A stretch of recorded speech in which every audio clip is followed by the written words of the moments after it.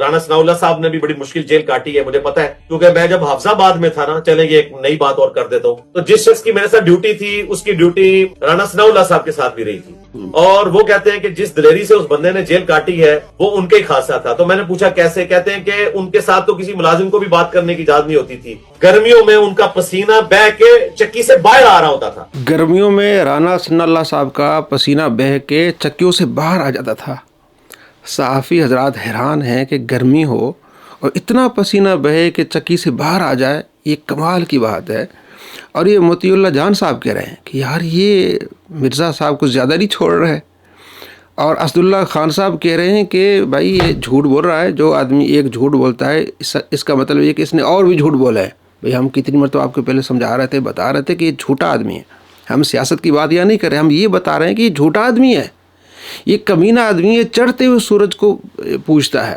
پہلے عمران خان صاحب کی حکومت تھی، جناب عالی عمران خان صاحب کی وہ تعریفیں ہر دوسری ویڈیو میں، خان صاحب ہم تیرے کوئی غلام تھوڑا ہی ہے، خان صاحب کے ڈائلاگ بولنا۔ اب جب نون لیگ کی حکومت ہے جناب عالی، اب انہی کی طرف رانا ثناء اللہ صاحب کی تعریف۔ بھائی یہ جھوٹ بولتا ہے، یہ سیاستدانوں پر جھوٹ بولتا ہے، یہ نبی علیہ السلام پر جھوٹ بولتا ہے، اللہ کے ولی پر جھوٹ بولتا ہے، یہ اس صدی کا سب سے بڑا جھوٹا ہے۔ آپ کو کیوں سمجھ نہیں آتی؟ اس کا جو ایک شاگرد ہے جنید سلیم، کہتے ہیں واقعی اب لوگ جو کہہ رہے ہیں صحیح کہہ رہے ہیں کہ جب یہ دنیا کے معاملات میں جھوٹ بولتا ہے تو یہ دین کے معاملات میں جھوٹ بولتا ہوگا۔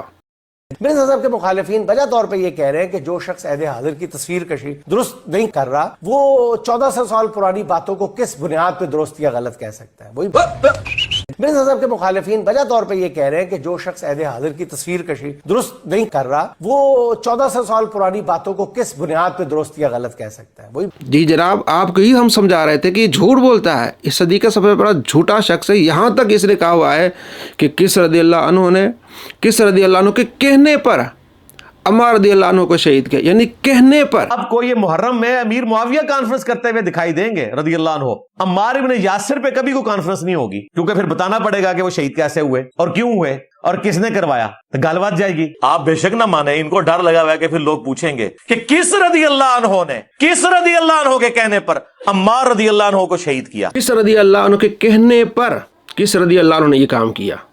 تو اب ویڈیو یہ دکھا رہا ہے کہ حضرت امیر معاویہ رضی اللہ تعالیٰ عنہ کو جب یہ پتہ چلا کہ عمار بن یاسر رضی اللہ تعالیٰ عنہ شہید ہوئے ہیں، تو انہوں نے کہا جی ہم تو نہیں لائے ان کو، یعنی وہ اس چیز کا انکار کر رہے ہیں، ہم نہیں لائے۔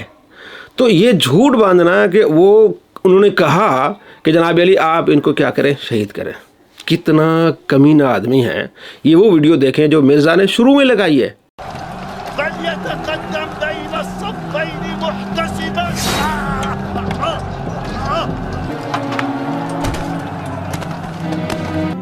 أيها الأمير، قتلنا عمار بن ياسر الذي يقول فيه رسول الله صلى الله عليه وسلم تقتله الفئة الباغية. ما بك يا أبا عبد الله؟ أنحن قتلناه؟ لقد قتله من جاء به، لقد قتله من جاء به، لقد قتله من جاء به.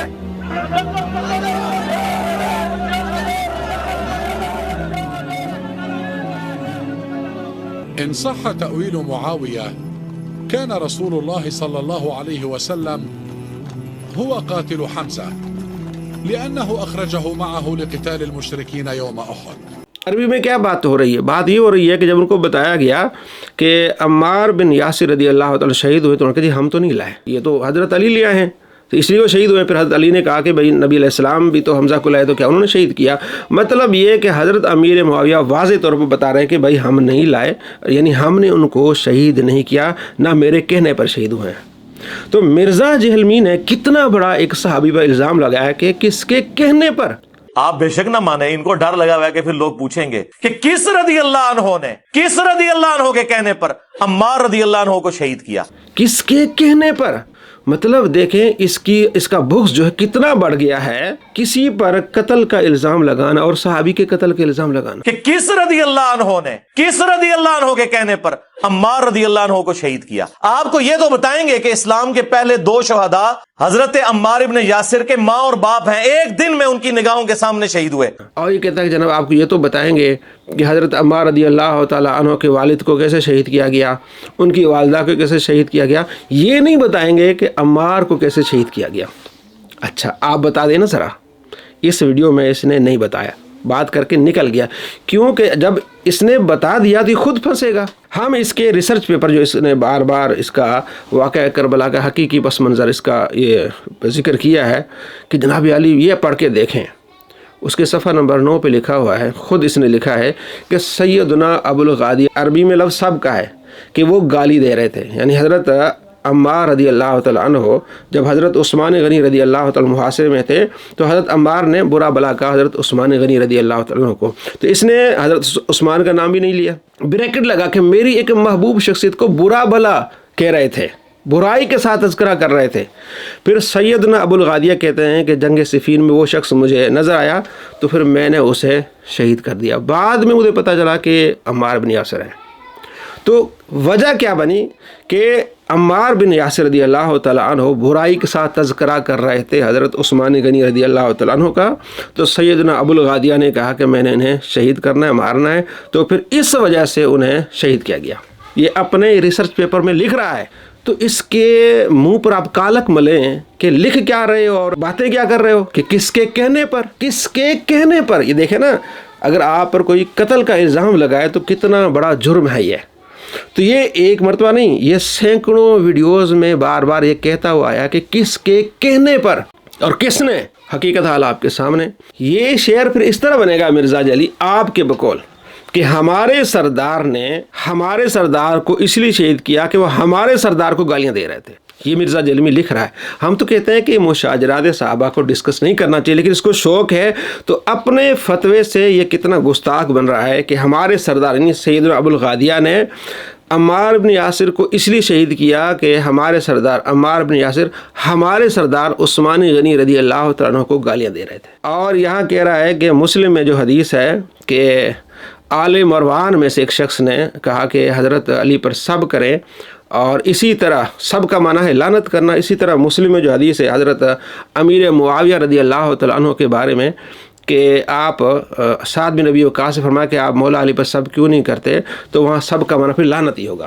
تو جناب علی مفتی تقی عثمانی نے دیگر معنی کی ہیں اور یہ کیا اور وہ کیا۔ بات یہ ہے اگر سب کا معنی لعنت ہے تو آپ مجھے بتائیں عمار بن یاسر رضی اللہ تعالیٰ عنہ عثمان غنی رضی اللہ تعالیٰ پر لعنتیں بھیج رہے تھے، اب اپنے فتوے سے پھنسیں گے۔ اور حضرت عثمان غنی کون ہے؟ آپ صلی اللہ تعالیٰ علیہ وآلہ وسلم کے داماد، حیا والے صحابی، جنتی صحابی۔ تو اب آپ بتائیں کہ آپ کدھر جائیں گے؟ اس لیے مشاجرات صحابہ کو ڈسکس کرنے والے اتنے آگے جھوٹے بن جاتے ہیں کہ جناب علی کس کے کہنے پر سب کا معنی ہوتا ہے، یعنی کہ چپکلش کا ہو جانا۔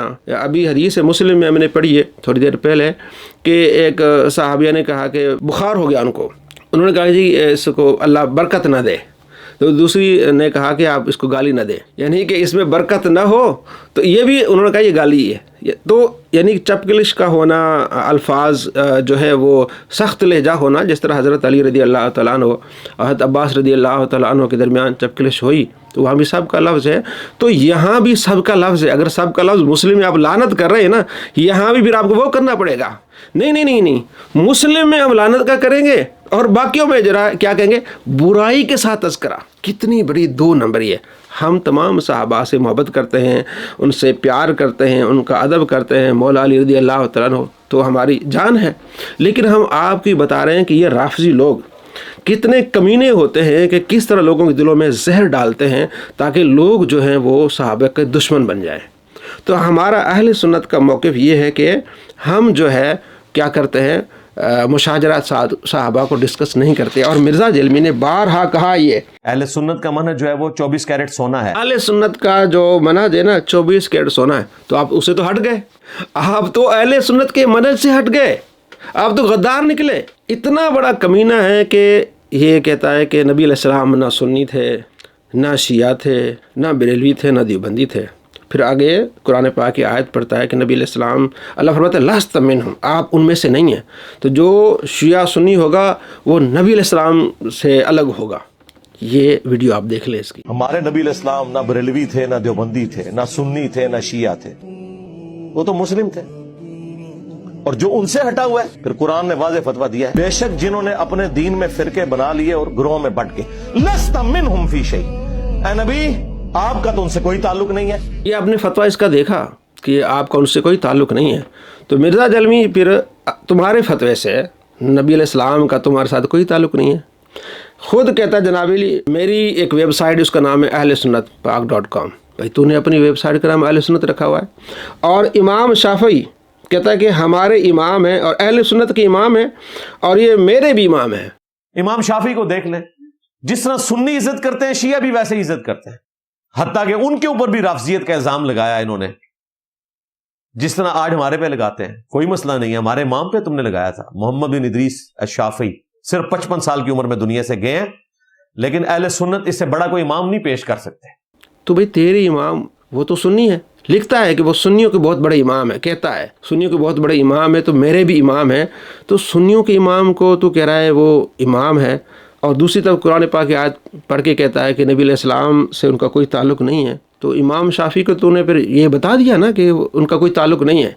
اور امام احمد بن حنبل رحمۃ اللہ علیہ کے بارے میں بھی کہتا ہے کہ امام اہل سنت کے سب سے بڑے امام احمد بن حنبل رحمۃ اللہ علیہ، اہل سنت کے سب سے بڑے امام، جو بعض اوقات شیعہ کے ساتھ اختلاف رائے کی وجہ سے غلوف کا شکار بھی ہو جاتے ہیں، اس کے باوجود، یعنی کہ امام احمد بن حنبل المتوفا 241 ہجری، تو امام احمد بن حنبل رحمۃ اللہ علیہ سنی نہیں بلکہ سنیوں کے امام ہیں، ان کا تعلق تو نبی علیہ السلام سے نہیں ہونا چاہیے۔ مرزا جہلمی تم نے کتنا بڑا فتویٰ لگایا اس بات پہ کہ وہ جو سنی ہیں وہ نبی علیہ السلام سے ان کا کوئی تعلق نہیں ہے، تو کہاں پہنچا ہوا ہے؟ تو مسلم کے مقدمے میں ابن سیرین نے کیا کہا کہ ہم سنیوں سے حدیثیں لیتے ہیں، تو پھر مسلم کو چھوڑ دے۔ تو ان کتابوں کا غدار ہوا جو تیرے سامنے ہے۔